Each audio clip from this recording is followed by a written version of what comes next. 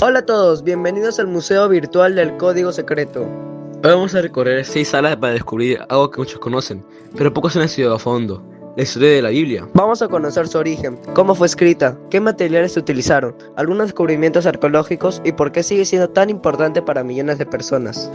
Así que acompáñenos en este recorrido. Comenzamos nuestro recorrido respondiendo una pregunta básica: ¿qué significa la palabra Biblia?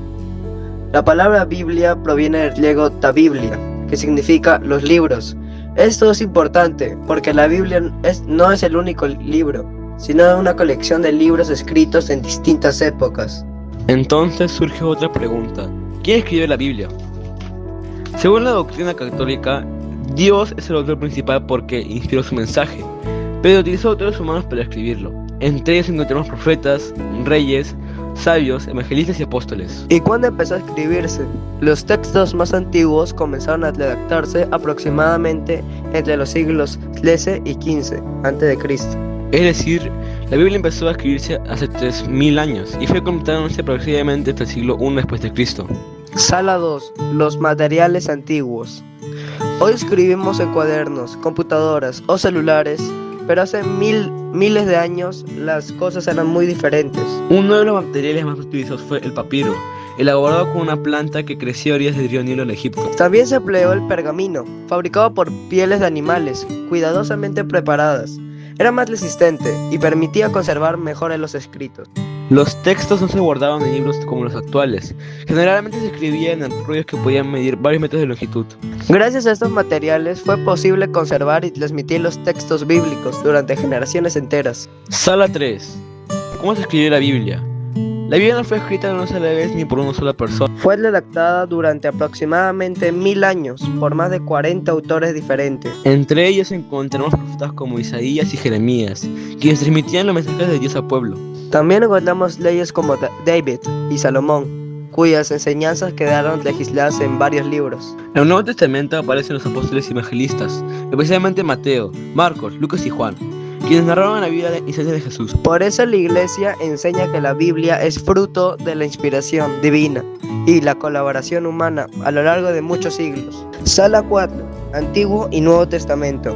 La Biblia se divide en dos grandes partes: el Antiguo y Nuevo Testamento. El Antiguo Testamento contiene 46 libros que tratan la creación, la historia del pueblo de Israel y las enseñanzas de Dios con la humanidad. El Nuevo Testamento contiene 27 libros y que se centra en la historia de Jesucristo, su mensaje, su muerte, su resurrección y el nacimiento de la Iglesia. En total, la Biblia católica posee 63 libros. Aunque son diferentes en contenido y época, ambos testamentos están unidos porque presentan el mismo plan de salvación de Dios para toda la humanidad. Sala 5. Los descubrimientos arqueológicos. La arqueología ha permitido descubrir evidencias que ayudan a comprender mejor el contexto histórico de la Biblia. Otro descubrimiento relevante es la piedra de Pilato, encontrada en Cesarea Marítima.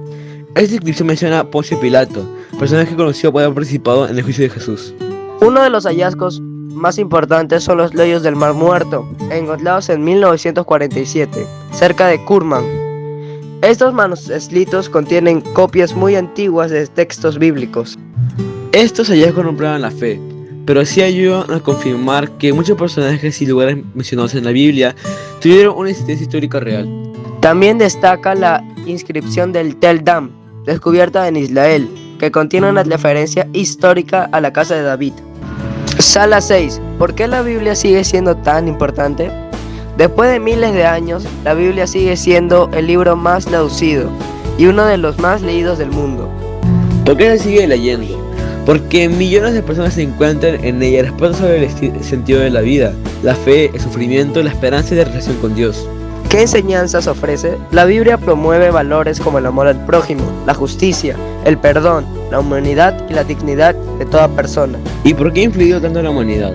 Porque inspiró leyes, obras de arte, universidades, hospitales y movimientos de ayuda social en distintas partes del mundo.